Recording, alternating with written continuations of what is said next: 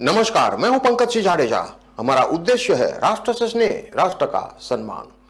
अब देखते हैं आज के दिन भर की टॉप हेडलाइन।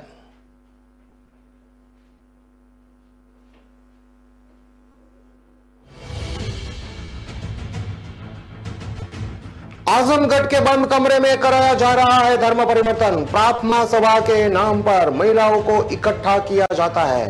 पुलिस जांच में जुटी।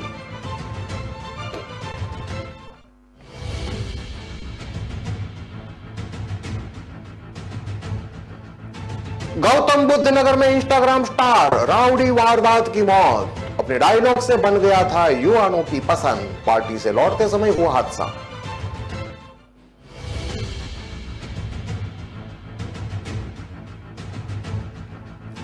गाजियाबाद के घर में पति पत्नी की हत्या। 50 गज के मकान में 8 मेंबर, किसी को हाथों हाथ पता नहीं चला।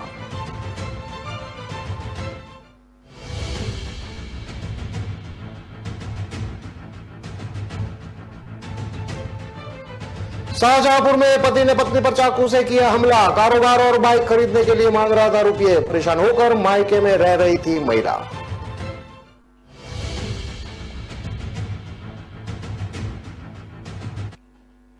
अब देखते हैं खबरें विस्तार से।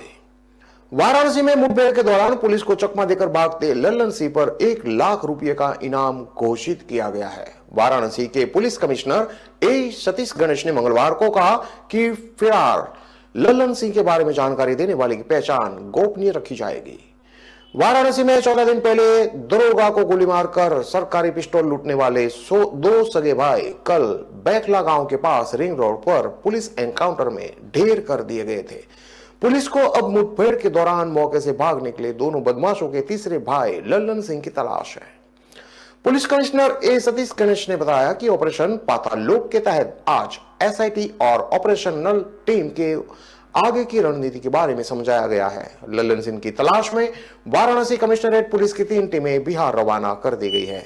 इसके अलावा तीनों बदमाश भाइयों को वाराणसी के मुंडुवाहिद क्षेत्र में शरण देने वाले रिश्तेदारों पर अब कमिश्नरेट की पुलिस शिकंजा कसेगी। तीनों बदमाशों के शरणदाताओं को चिन्हित करके उनकी सूची तैयार कर ली गई है।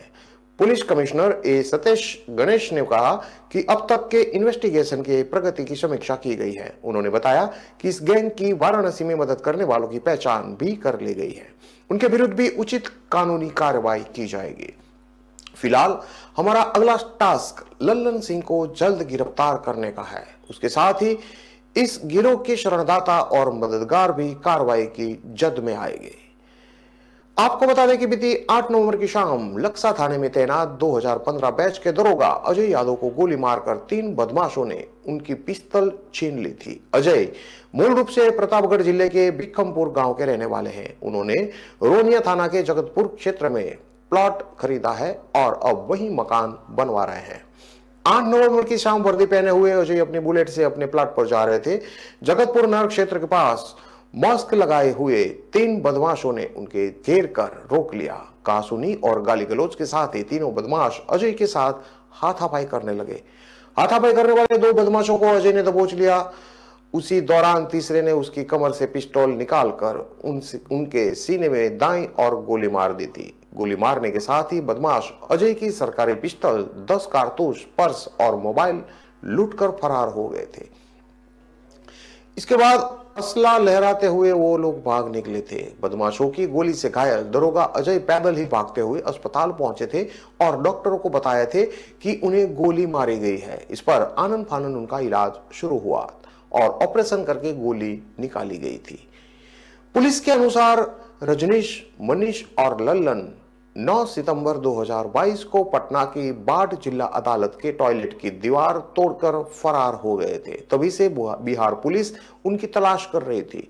पटना से भागकर तीनों भाई वाराणसी में मंडुवाहिड क्षेत्र में शरण लिए हुए थे। तीनों के खिलाफ हत्या, लूट और आर्म्स एक्ट सहित अन्य आपराधिक मामलों में आधा दर्जन से ज्यादा मुकदमे बिहार और यूपी में दर्ज है। गाजीपुर के जंगीपुर थाने के पास मंगलवार को तेज रफ्तार डंपर ने एक स्कूटी को टक्कर मार दी। इस हादसे में स्कूटी सवार एक किशोरी की मौत हो गई, जबकि उसकी मां और एक बहन घायल हो गई। ग्रामीणों ने उन्हें गंभीर हालत में अस्पताल में भर्ती कराया है। हादसा उस वक्त हुआ जब महिला अपनी दो बेटियों के साथ स्कूटी से मायके जा रही थी। जानकारी के अनुसार गाजीपुर सदर कोतवाली क्षेत्र के मछली बाजार निवासी नाजमा खातून अपनी दो बेटियों के साथ स्कूटी से आज बिरना थाना क्षेत्र के बड़सर अपने मायके जा रही थी। जैसे स्कूटी जंगीपुर थाना क्षेत्र के पास 4 लेन हाईवे पर चढ़ने लगी, उसी वक्त बनारस की तरफ से आ रहे डंपर की चपेट में आ गई। हादसे में तीनों गंभीर रूप से जख्मी हो गए। दुर्घटना होते ही ग्रामीण मौके की ओर दौड़ पड़े और घायलों को अस्पताल पहुंचाया, जहां हालत नाजुक होने पर जिला अस्पताल के लिए रेफर कर दिया गया है। इलाज के लिए जा रही नाजमा की बड़ी बेटी कायनात, जो कि 16 साल की है, उसकी रास्ते में ही मौत हो गई। वहीं नजमा और उसकी छोटी बेटी का इलाज चल रहा है। बताया जा रहा है कि नजमा खातून अपनी बेटियां के साथ मायके में विदेश जा रहे अपने भाई से मिलने जा रही थी, तभी यह सड़क हादसा हो गया। जंगीपुर थाना प्रभारी ने बताया कि डंपर को कब्जे में ले लिया गया है। परिजनों द्वारा तहरीर मिलने की कार्रवाई की जाएगी।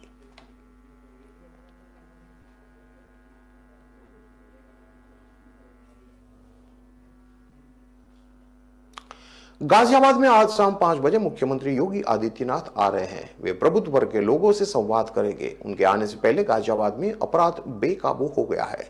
2 स्थानों पर महिला समेत 3 लोगों की हत्या हो गई है और चौथे युवक की लाश संदिग्ध परिस्थिति में रेलवे लाइन किनारे पड़ी मिली है। जिन पुलिस अफसरों को मुख्यमंत्री के कार्यक्रम स्थल पर मौजूद रहने का जिम्मा मिला है, वे सुबह से इस घटना स्थल पर भागदौड़ कर रहे हैं। नंदग्राम थाना क्षेत्र के राजनगर एक्सटेंशन में एक मकान का निर्माण कार्य चल रहा है। आज को यहां पर एक राजमिस्त्री की लाश रजाई में लिपटी मिली। उसकी पहचान 36 साल के बाबूराम के रूप में हुई है। पूरे शरीर पर चोटों के निशान है। आशंका है कि पीट कर उनकी हत्या की गई है। बाबूराम भोजपुर इलाके का रहने वाला था। पुलिस ने बाबूराम के साथ काम करने वाले कई मजदूरों को कस्टडी में लिया है और पूछताछ चल रही है।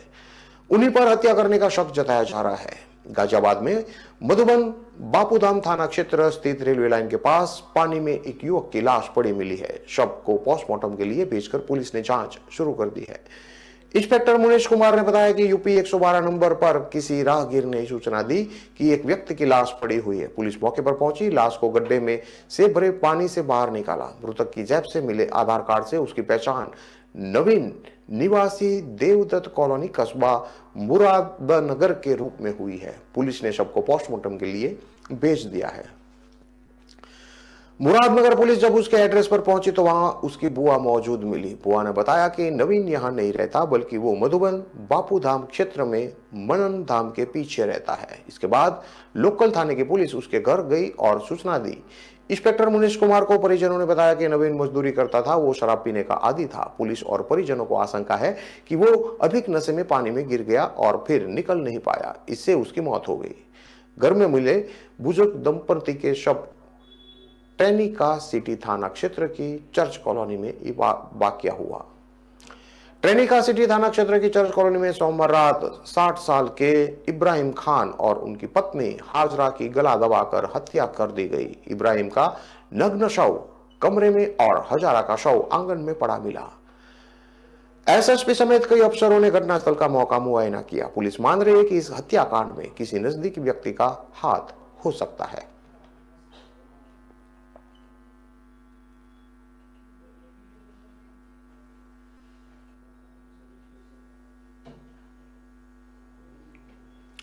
आजमगढ़ के फूलपुर थाना क्षेत्र में धर्म परिवर्तन का मामला सामने आया है। गोबरा की दलित बस्ती में प्रार्थना सभा के नाम पर बड़ी संख्या में महिलाओं को इकट्ठा करके धर्म परिवर्तन कराने की बात सामने आई है। सूचना मिलने पर पुलिस जांच में जुटी है। पुलिस ने दलित बस्ती से धार्मिक पुस्तकें, तंत्र मंत्र करने का सामान बरामद किया है। जिले में धर्म परिवर्तन का यह कोई पहला मामला नहीं है। इससे पहले भी धर्म परिवर्तन के कई मामले सामने आ चुके हैं। कई आरोपियों को भी गिरफ्तार किया गया है। मोहल्ले के लोगों ने बताया कि गोबरहा गांव की दलित बस्ती में धर्म परिवर्तन की यह पाठशाला दलित बस्ती के ही हरखुराम के घर में चल रही थी। एक कमरे में 20 से ज्यादा महिलाएं मिली। अंदर मंत्र तंत्र करने का सामान के साथ धार्मिक पुस्तक, बोतल बंद पानी आदि सामान भी मिला। कमरे में प्रार्थना सभा के साथ तंत्र मंत्र का खेल चल रहा था। महिलाओं को झाड़ू फूंक भी की जा रही थी। मौके पर एक महिला ने बताया कि उसके पति काफी दिनों से शराब पीते थे, लेकिन ईसा मसीहा की शरण में आने के बाद उन्होंने शराब पीना कम कर दिया है। ईसा मसीहा की शरण में आने से राहत मिली है। हालांकि इस मामले में पुलिस जांच कर रही है।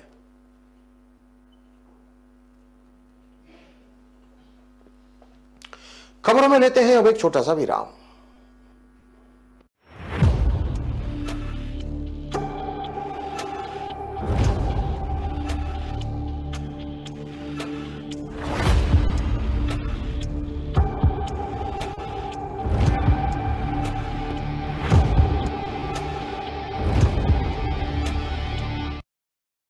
चंद्रू, कहाँ ले जा रहा मुझे?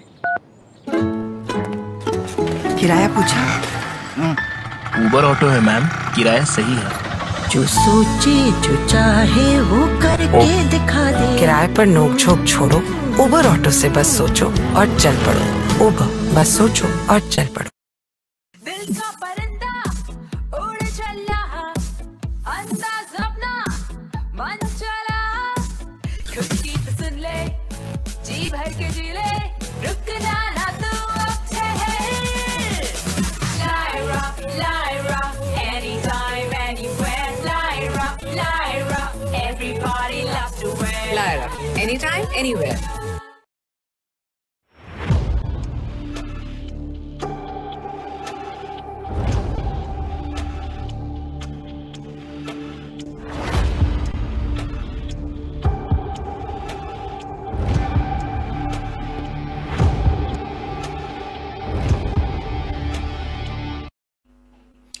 विराम के बाद एक बार फिर से आपका स्वागत है। अब देखते हैं आगे की और खबरें।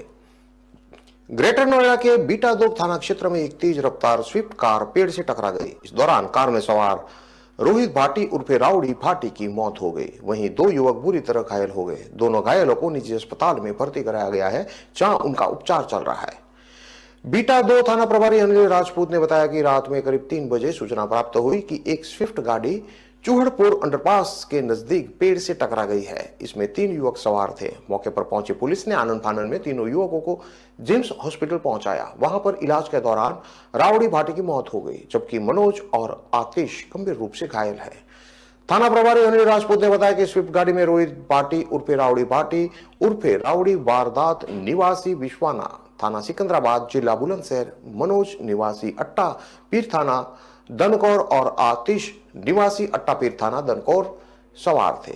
बताया जा रहा है कि इन लोगों ने रात में निम्बस सोसाइटी में पार्टी की थी। पार्टी के बाद राउडी अपने दोनों दोस्तों को छोड़ने निम्बस सोसाइटी में अपनी स्विफ्ट कार से अट्टापीर जा रहा था, लेकिन रास्ते में चूहड़पुर के पास ही पेड़ से इनकी स्विफ्ट कार टकरा गई। इस हादसे में कार पूरी तरह से क्षतिग्रस्त हो गई। घटना में राउडी को डॉक्टरों ने मृत घोषित कर दिया। वहीं दोनों घायलों को अन्य अस्पताल में रेफर कर दिया गया है, जहां उनकी हालत नाजुक बनी हुई है। राउडी के परिजनों ने उनका पोस्टमार्टम कराने से इनकार कर दिया और किसी भी तरह की पुलिस को शिकायत नहीं दी। परिजन शव लेकर सिकंदराबाद के विश्वाना गांव चले गए, जहां पर सोमवार को उनका अंतिम संस्कार कर दिया गया। रोहित के अंतिम संस्कार में हजारों की संख्या में युवा शामिल हुए और इस दौरान उन लोगों ने रोहित के अंतिम संस्कार की वीडियो सोशल मीडिया पर डालकर श्रद्धांजलि दी। रोहित भाटी उर्फे राउडी वारदात सोशल मीडिया पर बहुत ज्यादा फेमस था। उसके टिकटॉक, इंस्टाग्राम, यूट्यूब और फेसबुक पर लाखों फॉलोअर्स थे। राउडी वारदात कई हरियाणवी गानों में भी काम कर चुका था। राउडी वारदात के डायलॉग बहुत ही ज्यादा वायरल थे। देसी अंदाज में उनके द्वारा बनाए गए डायलॉग युवाओं को खासे भाते थे और उन पर युवा जमकर रील्स भी बनाते थे। उनके वीडियो पर लाखों में लाइक मिला करते थे। राउडी की मौत के बाद से सोशल मीडिया पर उनके फैन उनकी मौत की खबर पर यकीन नहीं कर पा रहे हैं। राउडी वारदात के डायलॉग से काफी फेमस थे, जिनके लोग इंस्टाग्राम पर रील्स बनाया करते थे। फैंस लगातार उन्हें सोशल मीडिया पर श्रद्धांजलि दे रहे हैं। गाजियाबाद में पति पत्नी की हत्या कर दी गई। पति का नग्न शव कमरे में और महिला का शव घर के आंगन में पड़ा मिला। जिस घर में यह वारदात हुई वह 50 गज का है। घटना के वक्त 8 मेंबर्स थे, लेकिन किसी को कानो कान खबर तक नहीं हुई। जब सोमवार सुबह परिवार के लोग उठे तो डबल मर्डर का पता चला। उन्होंने पुलिस को सूचना दी। पुलिस ने दोनों शवों को पोस्टमार्टम के लिए भेज दिया है। पुलिस को शक है कि वारदात में डबल मर्डर में किसी नजदीकी का ही हाथ है। गाजियाबाद एसएसपी मुनिराज जी ने बताया कि मंगलवार सुबह 8 बजे टोनिका सिटी की चर्च कॉलोनी से यूपी 112 को सूचना दी गई कि बुजुर्ग दंपति की हत्या कर दी गई है। मरने वालों की पहचान 60 साल के इब्राहिम खान और उनकी पत्नी हाजरा के रूप में हुई है। उन्होंने आगे बताया कि क्राइम सीन थोड़ा उलझने वाला है, क्योंकि पति की लाश कमरे में मिली है, जबकि महिला की लाश आंगन में। अगर महिला बचाने के लिए भागी और उसको मारा गया तो वो चीखी होगी, मगर परिवार के किसी सदस्य ने चीख नहीं सुनी। ऐसे में डाउट जाता है कि कोई नजदीकी इस मर्डर में शामिल हो सकता है। एक अनुमान यह भी है कि पहले महिला को आंगन में मारा गया हो, फिर हत्यारे ने कमरे में जाकर इब्राहिम खान को मार दिया हो। फिलहाल पुलिस हत्या के मोटिव की जांच कर रही है। एसपी देहात के नेतृत्व में पुलिस टीमें बनाई गई है। इब्राहिम स्क्रैप यानी कबाड़ का काम करता था। घर के बराबर में ही स्क्रैप पड़ा हुआ था। उन्होंने 2 शादियां की थी। पहली बीवी दिल्ली में रहती है, हाजरा उसकी दूसरी बीवी ही, जिसका मर्डर हुआ है। बताया जा रहा है कि गले में फांसी का फंदा लगाकर ये वारदात हुआ था। अब पोस्टमार्टम रिपोर्ट आने के बाद हत्या कैसे की गई और उसकी सही टाइमिंग का पता चल सकेगा। जिस घर में वारदात हुई इसका एरिया करीब 50 गज मात्र है। इतने छोटे से घर में परिवार के छोटे बड़े कुल 8 मेंबर रहते हैं। सदस्यों का कहना है कि उन्हें इस हत्या के बारे में पता नहीं चला है, ना कोई शोर सुनाई दिया है। बहू फातिमा ने कहा कि मैं सुबह 6 बजे दूध लाने के लिए उठी, देखा तो पापा कमरे में पड़े थे। मैंने मन ही मन में कहा कि ये वैसे ही बीमार रहते हैं, ऊपर से ठंड के मौसम में नग्न पड़े हैं। मैंने पापा को उठाना चाहा लेकिन वो नहीं उठे। कमरे में मां नहीं थी। मैंने सोचा कहीं निकल गई होगी। देखा तो उनकी लाश भी घर के आंगन में पड़ी थी। रात में कौन आया, किसने यह सब किया, कुछ पता नहीं है।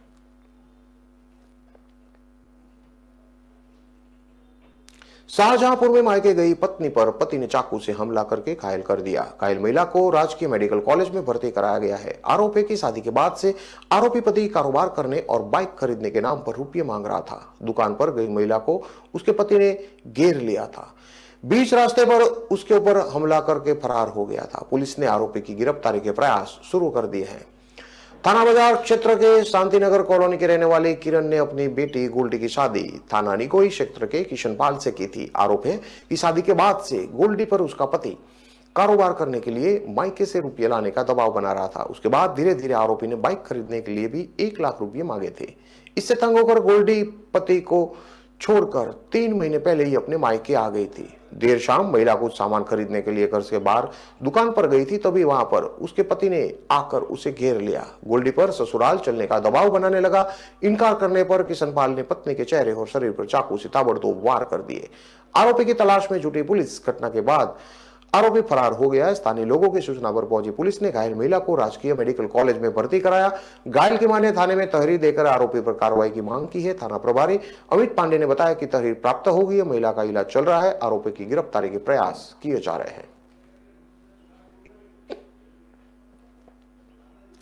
23 अगस्त को शाहजहांपुर में पुलिस कस्टडी से फरार हुआ बिजनौर का कुख्यात शार्प शूटर आदित्य राणा किसी वारदात को अंजाम दे सकता है। पुलिस और खुफिया एजेंसियों को कुछ इस तरह की इनपुट मिला है, जिसके बाद से पुलिस महकमे में खलबली मच गई है। मामले की गंभीरता को देखते हुए मुरादाबाद रेंज के डीआईजी शलभ माथुर ने इस ऑपरेशन की मॉनिटरिंग खुद अपने हाथों में ले ली है।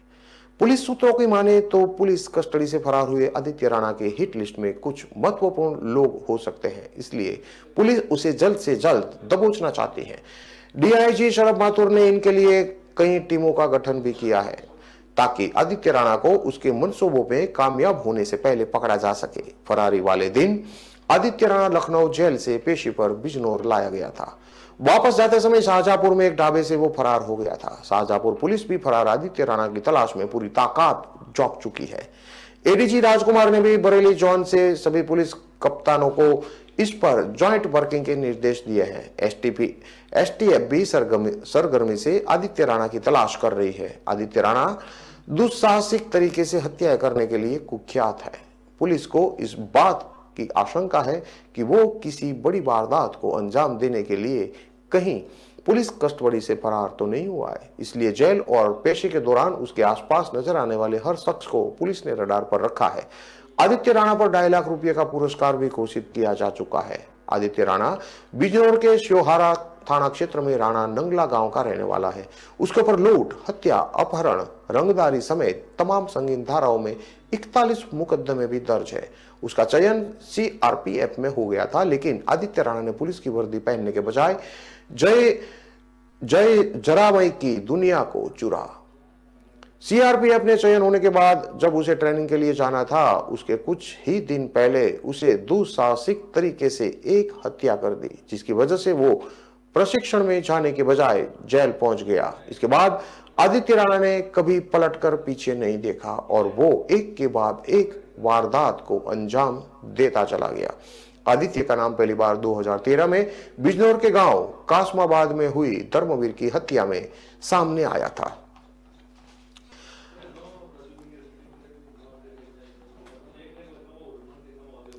बागपत में सोमवार की रात अवैध संबंध में एक युवक की गला रेत कर हत्या कर दी गई। मंगलवार की सुबह यानी कि आज शव बड़ा तेल मलकपुर रोड पर ईंट भट्टे के पास सड़क के किनारे मिला।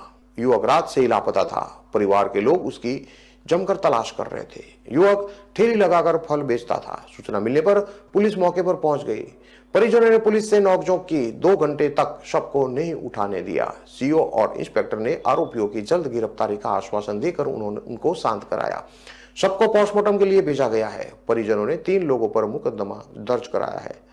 मलकपुर रोड के कांशीराम कॉलोनी का रहने वाला असलम, जो कि 27 साल का है और दिलशाद फ्लोरनी का वो बेटा है, वो फलों की ठेली लगाकर अपना गुजारा करता था। वह दिल्ली रोड पर ठेली लगाता था। वह रोज शाम को दुकान बंद करके घर पहुंचता था। सोमवार की रात में वह घर नहीं पहुंचा। परिजनों ने उसकी तलाश शुरू कर दी थी।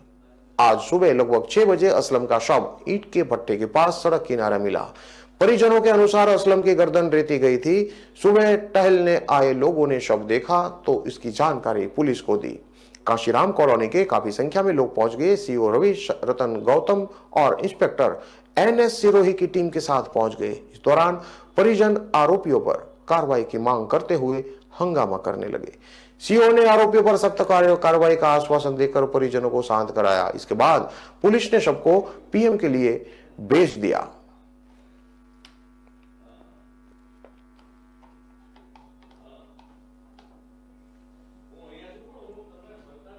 इन सभी खबरों को विस्तार से पढ़ने के लिए आप हमारे वेबसाइट का भी प्रयोग कर सकते हैं। हमारा वेब का पता है www.kalamkartavya.com। हमारी कलम ही हमारा कर्तव्य है के उद्देश्य के साथ खबरों को आप राष्ट्र प्रथम के साथ देखते रहिए। नमस्कार।